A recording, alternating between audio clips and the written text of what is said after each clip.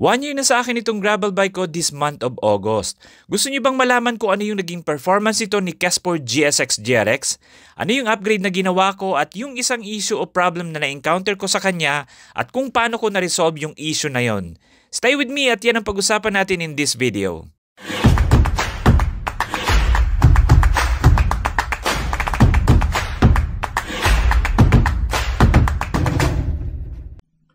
Hey guys, Mr. B. First of all, shoutout muna sa lahat ng mga bagong supporters ng channel na to. Una na dyan kay Bike Tayo, kay Sir Nandi Lora, kay Sir Dino Hermes Salud, Robert Masigasig, Joshua Makalawan at kay Los MTV. Gaya ng nabanggit ko kanina ay 1 year na sa akin itong si Kessport GSX GRX.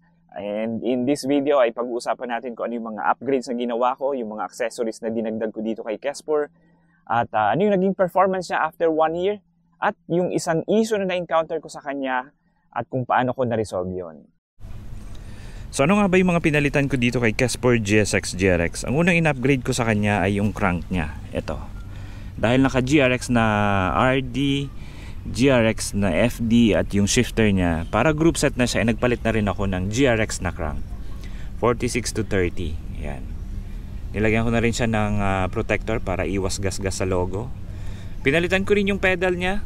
Nilagyan ko nitong Shimano EH500 para dual-sided. Pwede ako mag-cleats or pwede ako mag-flat. Ayan. Isa pa sa pinalitan ko ay yung chain niya. Nag-KMC na ako para mas poging tingnan. Maganda yung design ng KMC chain. Isa pa sa mga pinalitan ko dito ay yung cassette niya. Ayan. Mamaya explain ko sa inyo ba't ako nagpalit ng cassette tsaka yung hub niya. Ayan, yung hubs niya. Itong sa likod nakakabit na, pero yung harap niya stock pa rin yun. Hindi ko pa napapalitan. Nagpalit ako nito dahil nung tinotroubleshoot ko yung problem niya. At mamaya explain ko sa inyo kung bakit ako nagpalit nitong cassette at hub. Isa pa sa in-upgrade ko dito ay yung gulong niya. Ayan, nagpalit ako ng Bontrager or Bontrager GR1. Yung stock na gulong kasi nito ni Kessport, si WTB na ano. Yung design ng thread niya ay parang feeling ko pang trail yun. Etong pinalit ko dahil yung design naman ng thread pattern naman nito ni Bontrager or Bontrager ay dikit-dikit siya. Dahil most of the time, gagamitin ko naman to si Kessport or ginagamit ko si Kessport ay sa pavement or road. Kaya ang nilagay ko ditong gulong ay yung mas fast rolling. Kaya ito ang napili ko, si Bontrager or Bontrager GR1. Sa pa sa pinalitan ay yung saddle. Ayan. Nabili ko to sa bike demo sa Philinbest City sa Muntinlupa last year. I think pang mountain bike to, pero dahil mas soft to compared dun sa stock niya, ito na lang yung nilagay ko dito, si DDK. Another na pinalitan ko dito ay yung bar tape. Yung stock na bar tape nito ni Kessport ay medyo manipis. Nagpalit ako ng Cannondale na bar tape para mas malambot siya, lalo na pag long ride. And so far, yan lang naman yung mga pinalitan ko dito kay Kessport GSX GRX.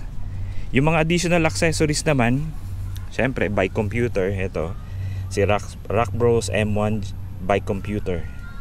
Itong SKS fender or mudguard, harap at likod. Yan, para iwas talsik. At itong bag, para naman yan dun sa tripod ko. So medyo mahaba siya, kaya dito ko siya nilalagay. Dati meron akong nilagay dito na frame bag, yung buo siya. Pero napansin ko kapag malakas yung hangin, lalo na kapag crosswind, yung papunta dito yung hangin.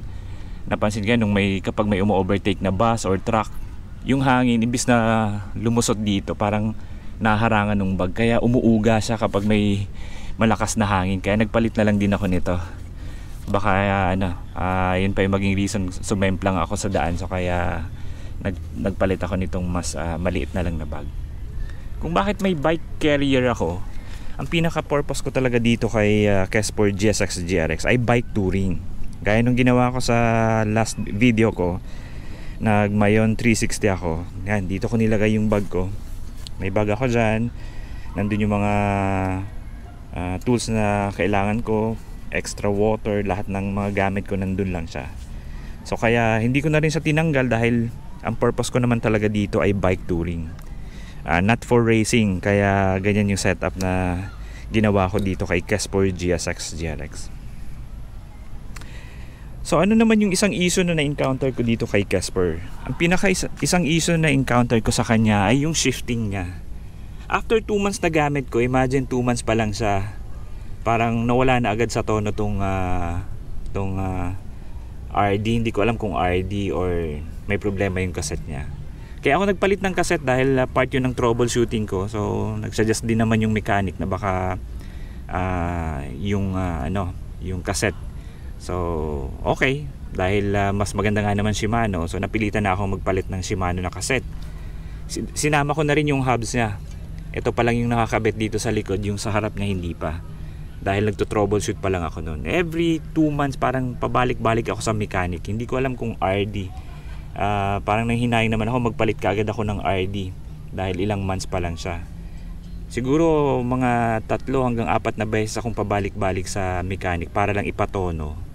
So hanggang one time, nakita ko yung mechanic na in-adjust niya tong RD hanger. Medyo binibend niya palabas. May ginamit siyang tool. Hindi ko alam kung anong tawag doon at kung paano dapat gawin yung procedure na yun. But ayun, yung nakita ko lang sa kanya, parang medyo binibend niya tong hanger niya dito, palabas. At after niyang ginawa yun, dun lang nawala yung issue nito ni Casper na lagi siyang nawawala sa tono. So meaning yung hanger lang. Nagtataka ako dahil wala namang semplang, hindi naman siya nasabit kung saan. Pero yung hanger niya, baka factory defect lang yung hanger niya. Parang siguro hindi siya straight or medyo nakabend siya papasok, kaya laging nagkakaroon ng shifting issue. Kaya nung simula nung binend niya tong RD hanger palabas, doon nawala na yung issue niya. Hindi na bumabalik yung shifting issue niya. Dahil nangyayari, kapag sinishift mo siya pataas, hindi siya umaakyat, pero kapag pababa okay naman siya. Yun yung common or pabalik-balik na issue niya. Kaya nung ginawa nung mechanic yon, yung procedure na yon, nawala na yung issue niya. So baka ano lang naman siya, factory defect lang yung hanger niya. And so far wala namang ibang naging issue. Smooth naman siya. Yung sa ginawa kong Mayon 360, wala naman akong ibang naging problema. Bago ko ginawa yung Mayon 360, pina-check ko lang din muna yan, pinatono ko. At okay naman, wala naman ako naging problem sa kanya. Okay na okay siyang gamitin sa long ride. Wala naman akong experience na pananakit sa katawan. Maganda yung frame niya para sa akin, or halos saktong-sakto yung frame size niya. After 1 year na ginamit ko si Casper GSX GRX, ay nalagyan ko na siya ng 1,500 kilometers. Overall ay satisfied naman ako sa naging performance niya in 1 year na ginamit ko siya. At dun sa pinaka-recent na long ride ko na Mayon 360 ay okay na okay siya at wala naman akong naging problema sa kanya. Sa ngayon ay wala na akong balak na mag-upgrade dahil satisfied naman ako sa setup niya ngayon. Working properly pa naman yung ibang stock na parts niya, kaya hihintayin ko na lang na may masira bago ako magpalit or mag-upgrade ulit ng parts. Okay guys, thank you for watching this video. Please like and share and consider subscribing. I'll see you again in the next one. Ciao!